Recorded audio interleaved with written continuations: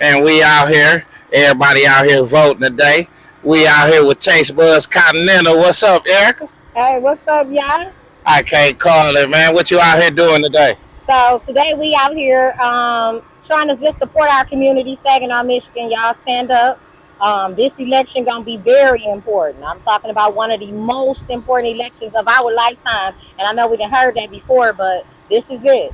This gonna be big. So Yeah, and they out here today trying to get everybody registered. If you're not registered to vote, you can come on out. We at 618 Cash Street.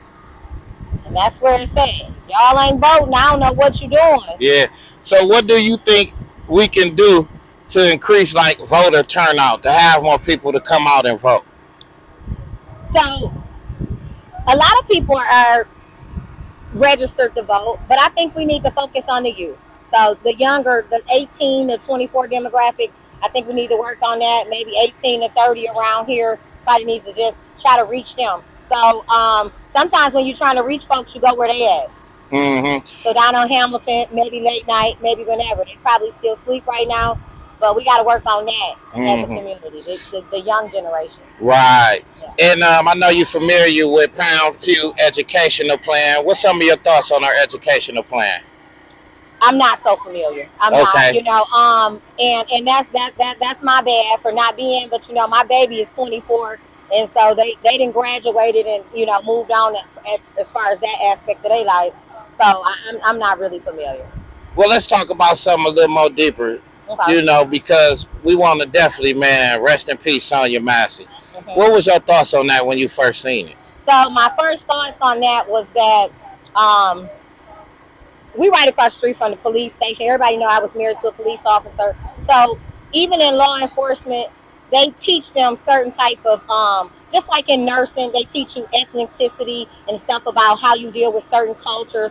They teach them in the police academy that a black man won't look you in the eye. They teach them, this about a Mexican or this about different nationalities. And he already viewed her as somebody that was lesser than him. The way he spoke, the way he came into her home and handled the situation, I think those things won't stop until we stop it. And I do mean black folks. And then we got Donald Trump saying that if he get elected, he's going to get prosecution. He's going to give immunity to all police officers so they never prosecuted in these kind of situations again. Right. Donald Trump is a shit show. So I'm going to just say that. Donald Trump looks for attention. Donald Trump is a narcissist.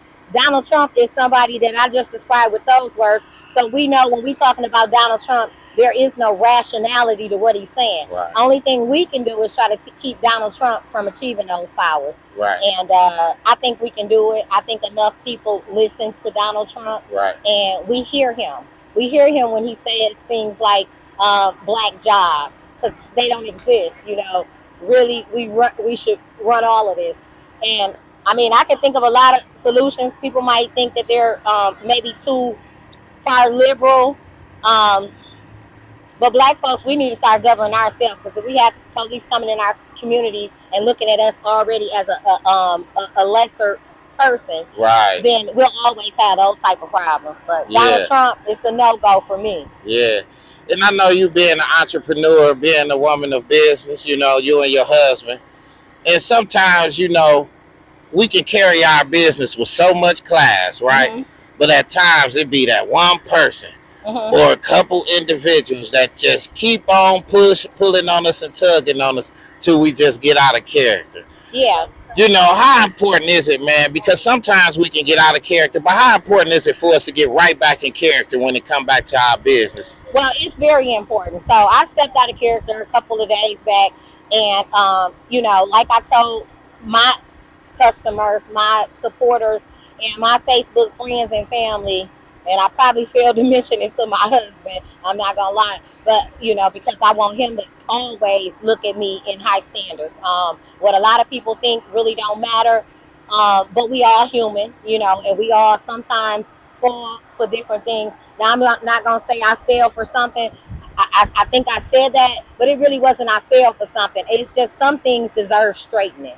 You can't let people say just about anything about you. Right. Sometimes they can be corrected, and I'm always correct And it's a way to do it in a It's a way to do it. professional way. It's a way to do everything. That's And all listen, without y'all saying. been having a lot of success. You know, y'all been down there at at the Elks. Yeah. You know, been seeing you guys around vendoring. Yeah. So how much of an enjoyment have this been for you, and how much have you just been loving what you've been doing? Okay, so I've loved the support that I got from my hometown, from Saginaw, Michigan. Y'all always show Taste Buds love. When I go places, people, congratulate me on my business and how it's doing well and how they've heard good things. So I try to let that speak for itself. Before we started our food truck, there were many other food trucks that I was inspired by. So when we took the food truck journey, it definitely was a plan, and it was about a year and a half in the making. We took the necessary steps, had the truck built. I think the key to my success right now is that we try and stay in our own lane. And what I mean by that, we go with what Taste Buds is doing. We don't try to stray from that. Sometimes it's events and stuff that we don't make, but we just try to do what works for us. And what's been working for us is kind of changing our menu every day, giving people good food. If I did it wrong or something wasn't right, I try my hardest to make it right by every means. You get mixed reviews when it comes to food, lifestyles, whatever it may be. But the bottom line to that is everything ain't for everybody. And you can't cater to everybody. Taste Everything ain't Buds. for everybody. That's Yeah. right. So let them know, give them your social media, and let them know where you be at, park that, so they can come and support you. Okay, so Taste Buds Continental. We're open literally 7 days a week. A lot of times I take a Monday or a Tuesday off just to kind of regroup. Our social media is Taste Buds Continental on Facebook. I do not have an Instagram page yet. I'm working on it. I'm a 70s baby. Our phone number is 989-501-3451. And you can always call that number and say, hey, Erica, what y'all got to eat? That's what most of my customers do. And again, we thank y'all, Saginaw. And there y'all have it, Erica Hill, Taste Buds Continental. Erica Malcolm Roach. Erica Malcolm Roach. Changed her name. You know, I used to go to school with her, so I know her original name. Yeah, and that's what it is on Facebook. So y'all look us up, Erica Hill. I'm always posting. We stay outside.